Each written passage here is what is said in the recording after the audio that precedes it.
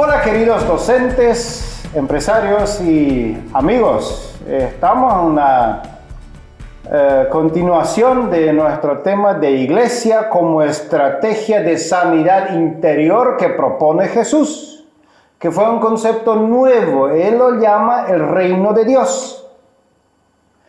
Y hoy vamos a ir viendo todavía el desarrollo histórico desde la Reforma hasta hoy, atendiendo la cuestión institucional. Y la próxima vamos a ver, entonces, ¿y cómo podremos vivir entonces? Pero esto, bueno, de parte también, en parte vamos a ir introduciendo ya hoy eso. 1580, ¿no? Son 60, donde ya están establecidos en Prusia los menonitas. Ya en ese entonces se lo llaman menonitas. Son los anabautistas. Y yo pregunto, David, no sé si tú sabes, no hemos hablado de eso antes, ¿ellos vivían ahí ya como colonia o no? Todavía. Ajá, muy Todavía, cierto. no. Yo tenía miedo que no lo sepas. Nosotros debemos saber Sí. que esto es, en la historia se ha desarrollado ese concepto de que un menonita es aquel que vive en la colonia. Sí. Entonces, en la colonia después yo tuve que investigar también. Eso significa que alguien vive de la agricultura, vive del campo.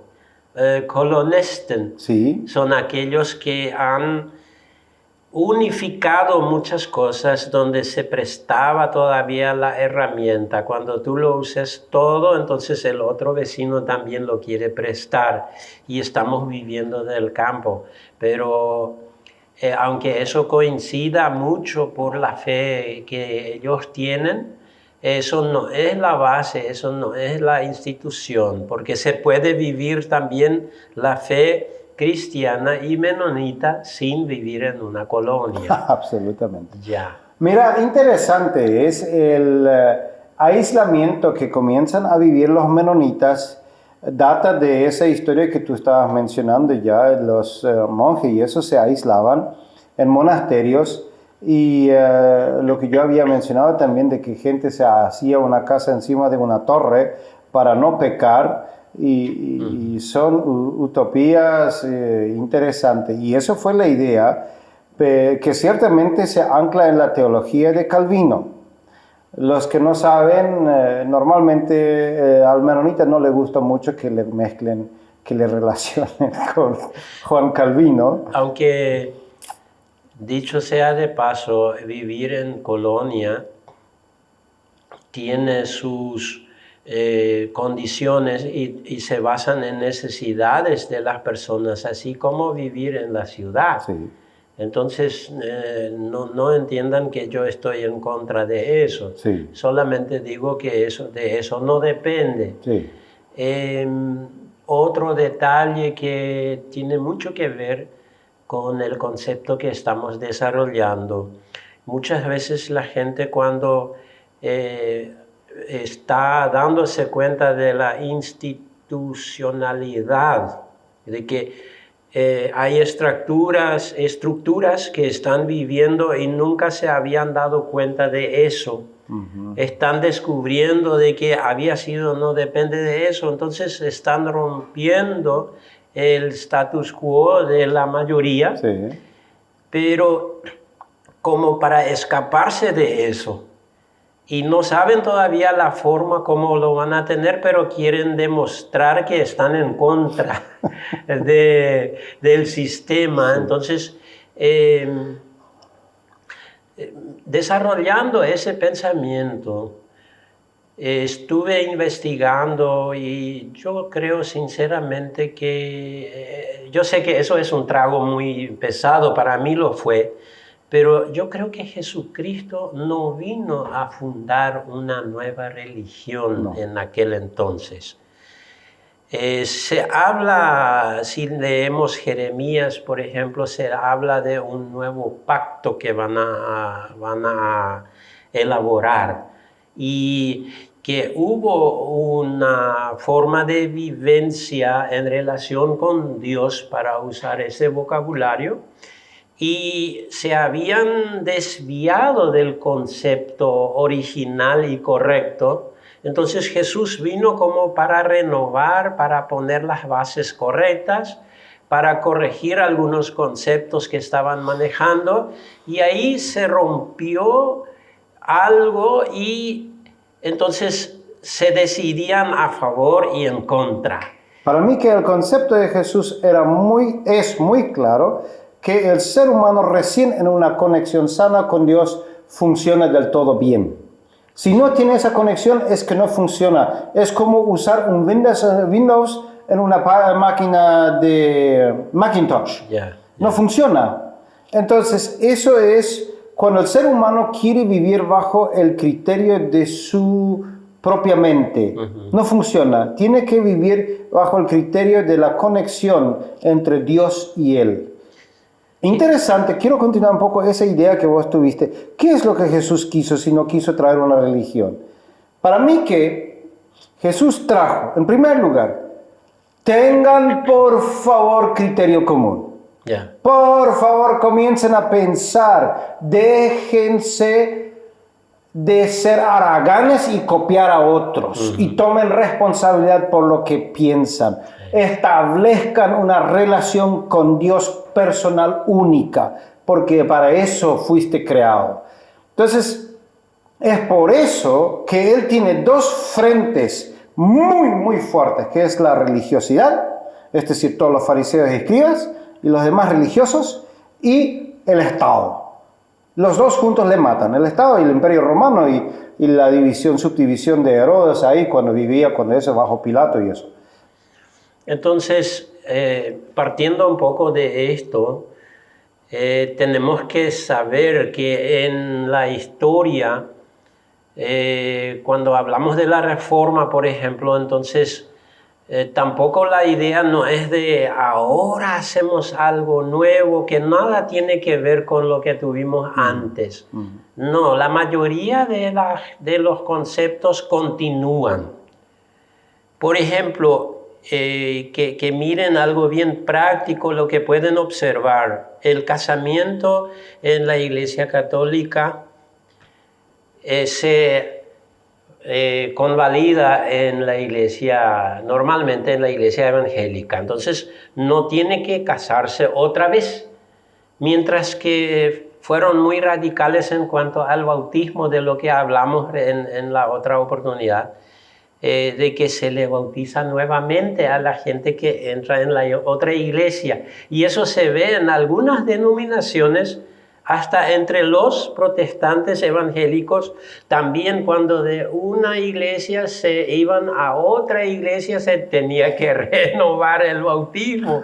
Y es curioso, por ejemplo, el sacerdote era el único que podía casar en la Edad Media. Y esa idea, ese concepto se pasa directo a la iglesia evangélica, porque solamente el pastor puede casar. Uno que no es tipo clérigo, dentro de la iglesia evangélica no puede casar. A ver, averigüen qué dice la Biblia. Ninguna vez habla de eso. No está dicho que uno tiene que ser pastor para casar a alguien. Pero vos no estás informada que los sacramentos... Bueno, perfecto. Vamos a la historia otra vez. 1560 en Prusia. Después los menonitas viviendo ciertamente en las ciudades y alrededores, mezclándose con los vecinos de Polonia y desarrollando una sociedad común. Ellos tenían mucha referencia. Atención, la cuestión cultural es muy interesante porque no fueron agricultores, eran personas de la ciudad, pero se avivaron y crearon hasta hoy una característica cultural del menonita, es la creatividad. Son extremadamente creativos. Muy lindo es eso. En su margen. En su margen, en su ámbito.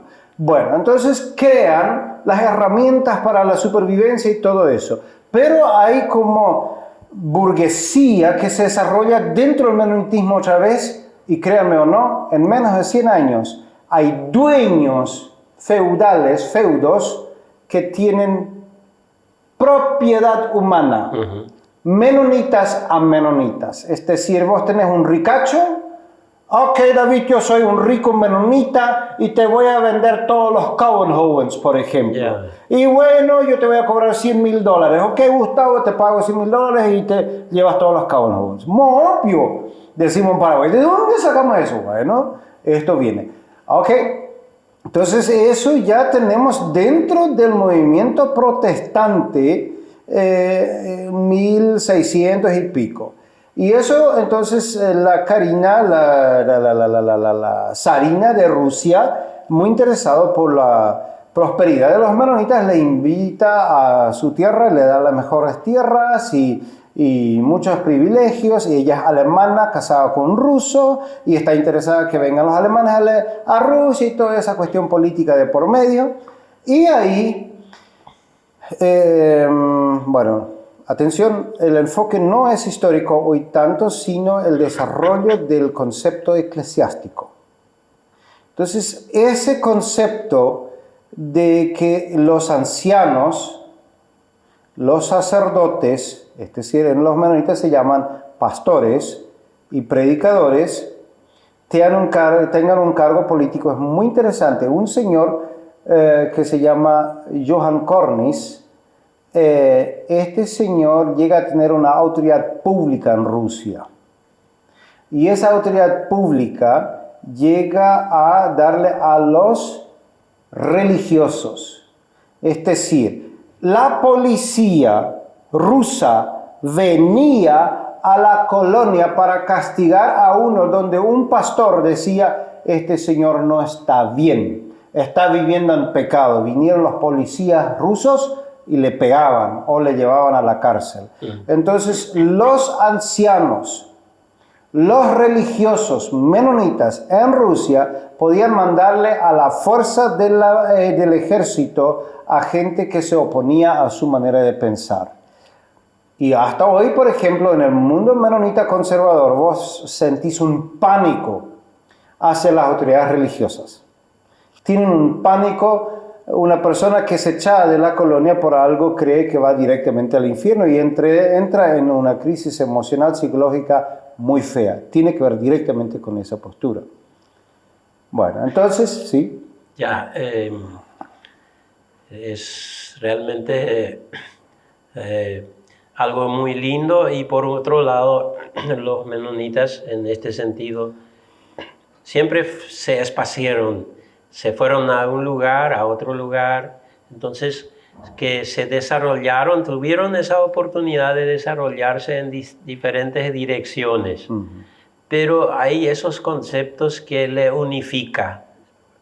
Lo que quiero decir es que hoy día, si yo, siendo menonita y hablo el dialecto que se habla ahí, aunque varía un poquito, pero yo puedo irme en otra colonia menonita y hablando su idioma, tengo un nexo, tengo un puente que rápidamente puedo entrar en su forma de pensar, en su forma de entender las cosas. Entonces, esto, hay algunos que dicen, bueno, Johann Cornys fue después de que un grupo de menonitas ya salieron de Rusia y estaban en Canadá. Y lo llamativo es que este factor se da igual en otras colonias.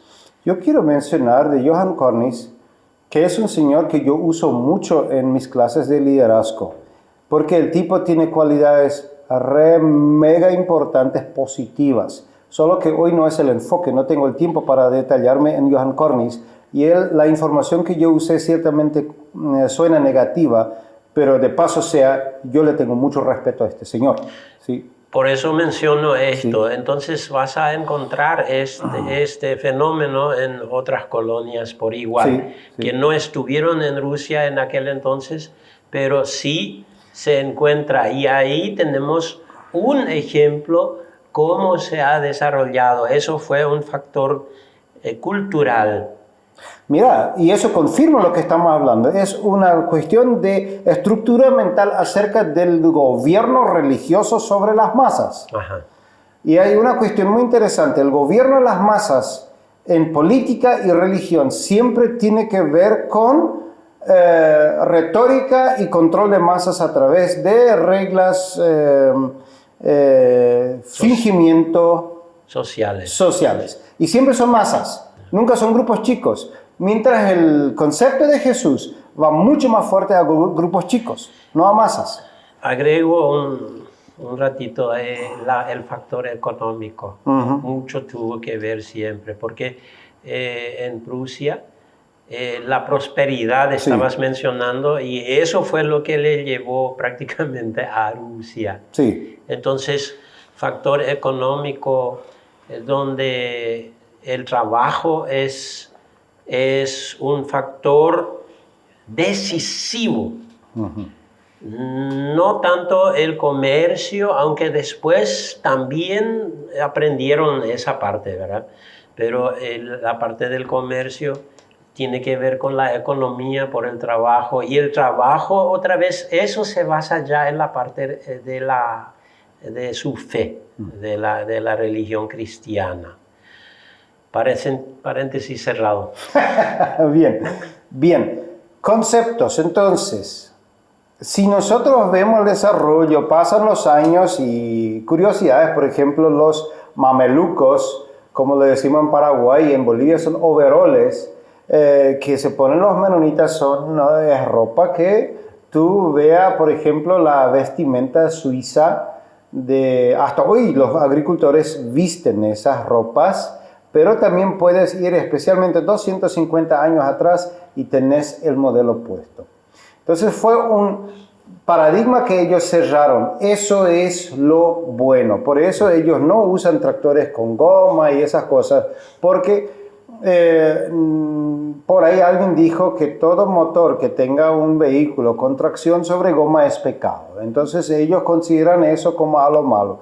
Parece ridículo para la gente de afuera, pero esto es lo que hace cuando tú y yo no pensamos a propio puño. Por eso es fácil reírnos de los menonitas o de los musulmanes. ¿Pero qué es? Nosotros no queremos tomar responsabilidad por lo que pensamos. Y ahí es donde yo voy. Yo tengo que saber por qué le voy a poner mi alimento, por ejemplo. Yo siempre digo un chiste: anda a cambiarle al paraguayo el boriborí por otro. No lo vas a cambiar. Lo va a cambiar hasta que vos no estés presente. Después vuelve a su boriborí. Es decir, yo no condeno en absoluto la cultura paraguaya porque me encanta. Lo que sí digo, ¿por qué haces lo que haces? Y estamos después, en el último, vamos a dar el desarrollo, cómo podemos vivir. Pero estamos desarrollando la historia ahora. Entonces nosotros llegamos al Paraguay en 1927, de Canadá ya toda la mudanza de Rusia a Canadá no me tomé el espacio acá. Pero hubo un grupo de líderes dentro de Canadá que tenía presente y planeado una revolución, una reforma de la vida eclesiástica, de la estructura. ¿Y a qué era la revolución que apuntaban? Volver a entablar una relación personal con Dios y con los demás dentro de la iglesia institucional. ¿Y la reforma en qué iba a consistirse? Otra forma era de que el anciano no necesita ropa típica y cosas así, digamos el manto negro y cosas así. Bien, rodeados después, cuando llegaron, de paso, estamos hablando de Paraguay, llegan con un gobierno liberal acá a Paraguay en 1927 y nunca, bueno, lo de liberal y eso es irrelevante, pero pasa que le llevan a Puerto Casado, donde tienen que esperar casi 2 años, y en esos 2 años mueren 10% de los ciudadanos menonitas por la tifus, ¿sí? Y entonces de ahí se vienen al centro del Chaco paraguayo, donde hoy es Loma Plata y Filadelfia de Neuland, y ahí recién pueden establecerse. Eso, rodeados 400 kilómetros de monte alrededor de los menonitas, los líderes religiosos comienzan una revolución en la estructura mental y en la concepción del mundo. Y ahí es algo muy, muy interesante. Hubo, digamos, revueltas contra esa nueva manera de pensar en pro de conservar lo viejo, pero a la larga la historia sí se reformó. Y interesante es, la gran pregunta es hoy, ¿cuánto nos ha ayudado la reforma que hemos vivido hace 50 años en mi ayuda, en mi percepción de una relación personal con Jesús hoy? Pero ¿qué tú recalcas de nuestra historia acá ya en el Chaco? Y la verdad, como estamos moviendo esta historia, hay ciertos puntos claves que se han repensado en aquel entonces. Podríamos mencionar algunos puntos. Por ejemplo, llevábamos un idioma, un lenguaje que estaban hablando la gente en la iglesia. No se permitía casi el dialecto que se hablaba en casa y el idioma que se manejaba en la iglesia y tanto también en la escuela. Entonces, ya era de cuánto tiempo atrás de Alemania se estaba llevando esta forma de expresarse y no era lo que la gente hablaba en sus casas. Sí. Y yo veo que el anciano en aquel entonces hizo ese intento y los primeros pasos de una reforma en el lenguaje eclesiástico y empezando eso en la escuela. Entonces, hizo los primeros pasos, pero como estabas diciendo que realmente fue una revolución que se armó ahí entre los paisanos. Entonces, eso con el tiempo se logró. De que el idioma que antes se llevó de Alemania, hoy día llevamos los libros con el idioma aprendiendo el alemán así como se utiliza en Alemania. Entonces, como profesor de primaria, yo manejo esa parte. Y para mí que hubo siempre un paso por delante que no hicimos todavía. Eso vamos a hablar en la próxima, ¿verdad? Pero eso sería de que tengamos autores autóctonos. Que estemos hablando el idioma de la gente, no un idioma que importamos de Alemania. Sí. Entonces, vos, por ejemplo, al escribir un libro, tendrías que escribir en el idioma que hablamos los vecinos. Y no un idioma que aprendiste la gramática, cómo se maneja de Alemania. Dicho sea de paso, en Alemania también en los diferentes departamentos ahí las reglas ya varían. Entonces vos tenés que elegir de qué departamento vas a utilizar la gramática para escribir tu libro. Exacto. No sé hasta dónde se entiende esa parte, pero es un punto clave para nosotros. Y curioso es que nosotros todos hablamos el alemán, mientras no es nuestro idioma materno. ¿Qué alemán? Sí, hay que preguntar? Porque exactamente. La vez pasada estuve hablando con un doctor que es de origen de un margen menonita. Entonces me dijo, ¿en qué alemán vamos a hablar? Porque yo hablo en 5 idiomas, todos son alemanes. Bien. Yo al escribir el libro, yo acabo de terminar una novela en alemán y fue muy interesante ese factor. Y el alemán, bueno, no vamos a detenernos mucho en lo que es el idioma, pero la idiosincrasia de otros poderosos impuestos mediante un sistema sobre otras personas es muy cómodo para los que se sujetan y no cuestionan nada. Y es muy difícil, invivible para los que quieren pensar a propio puño. Yo veo un desarrollo institucional muy interesante en lo que es la colonia Meno, que es la de donde Loma Plata es el centro. No tengo mis datos científicos, son mis percepciones, yo percibo así la historia. ¿Y a qué se refiere? En los años 50 surge la escuela y es también entre años 50 y 60 surge la cooperativa y donde también se logra una apertura mucho mayor en lo que se refiere al desarrollo eclesiástico, idioma, conceptos, relación personal con Jesús y todo lo demás se logra en esos años.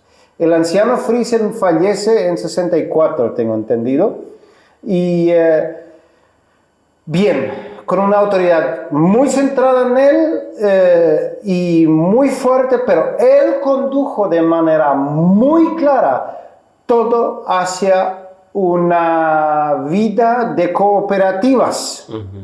Entonces, por ejemplo, la cooperativa, viste que la colonia, como fue y es una sociedad civil.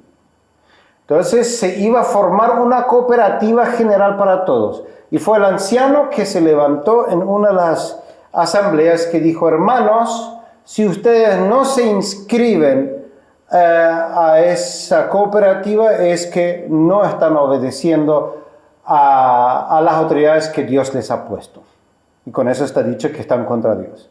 Entonces, fue la imposición de que todo ciudadano llegue a ser socio de la cooperativa de manera religiosa. Pero, por otro lado, ese señor, bueno, no solo el señor Friesen, Martin Friesen, sino muchos líderes en su alrededor lograron que la gente contactara de manera personal con Jesús y llegaran a pensar a propio puño. Pero, entonces, como son las masas, la masa no abandonó, igual como antes cuando Constantino trajo a la fe cristiana, condujeron toda la carga religiosa griega a lo que son los términos cristianos. Pero no abandonaron nada su vieja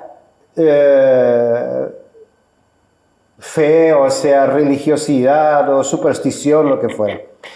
Acá los menonitas, la carga religiosa de sujetarse a un sistema y de obedecer todo lo que diga, no cuestionar en absoluto nada lo que se diga, se condujo, se trasladó completamente a lo que es la cooperativa y la sociedad civil. De ahí en adelante es hoy donde comienzan a cuestionar. Pero yo fui formado, por ejemplo, de una manera muy interesante que se me dijera: ¿por qué compras en el negocio privado? Hay que comprar en la cooperativa, porque Dios quiere que tú compres ahí. Eso no lo dijeron tan expresamente, pero estaba connotado y con bastante fuerza. Entonces, toda la carga religiosa conservador menonita le fue trasladado a la cooperativa para darle una fidelidad y una actitud sin cuestionar a la cooperativa, lo que hoy ya se está vacilando otra vez. La gente comienza a cuestionar y es muy interesante. Si yo observo hoy las actitudes de las autoridades, la cooperativa se parece muchísimo en lo que fue la situación antes de la Reforma, antes de la Revolución Francesa.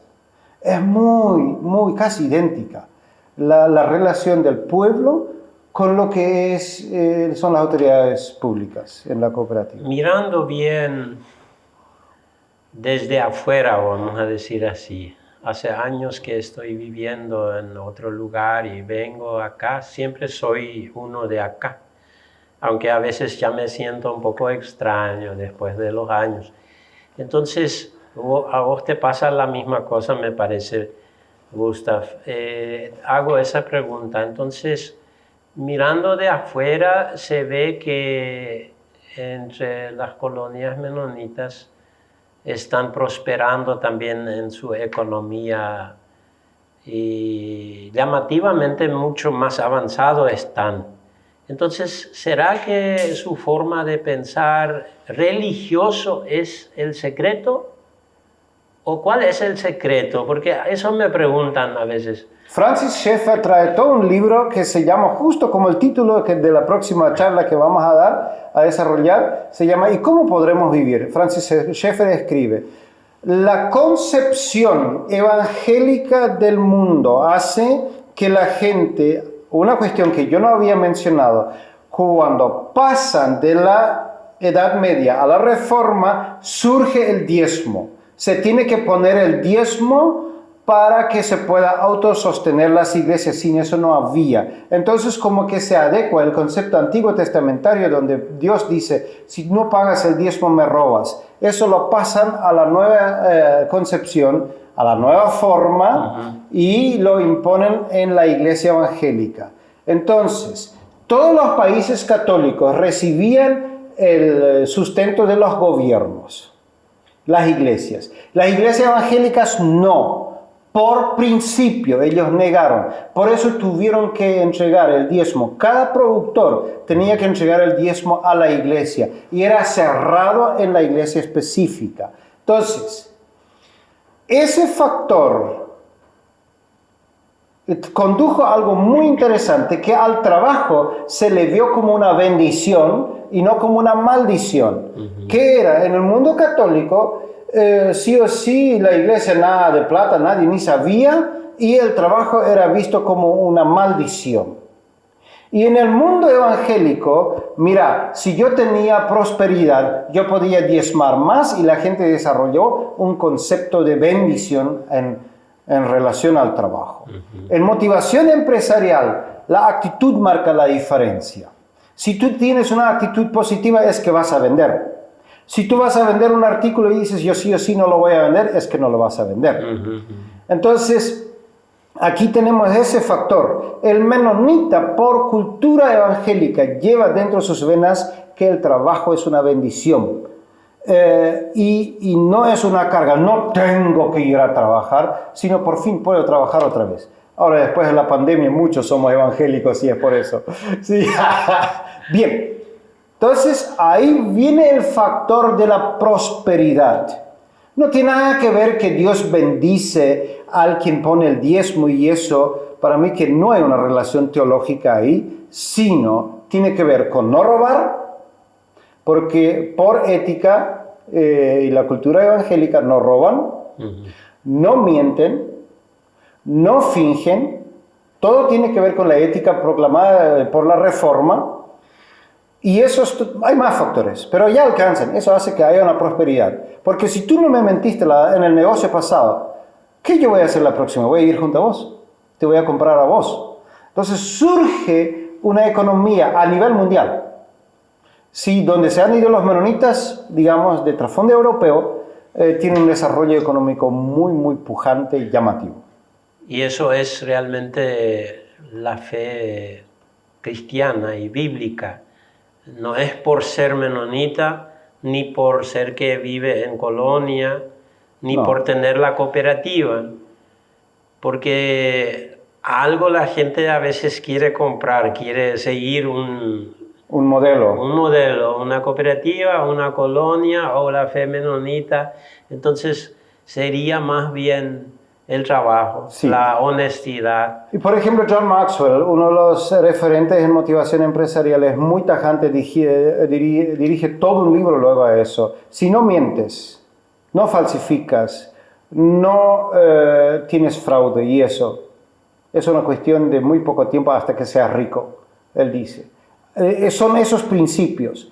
Y los menonitas no son ricos porque tienen cooperativa o porque tienen la fe evangélica, sino, digamos, antropológicamente visto, se data de esas cuestiones actitudinales. Andate como ateo, a no mentir, a no todo esto y vas a volverte rico. Y va a funcionar. Va a funcionar, sí. Y eso es simplemente una cuestión de actitud económica. Y eso es ciertamente lo que yo estoy enseñando en las empresas. Yo a nadie le hago ser cristiano, a las personas que le estoy entrenando como líderes, pero sí le formo en que respeten, digamos, conceptos éticos universales. Los valores. Sí, valores. Perfecto. Estructuras, sistemas sobre iglesias, sistemas sobre tu fe. No te permitas que te impongan sistemas sobre tu fe, porque es la tuya. Yo tengo la mía, David tiene la suya. Muchas gracias.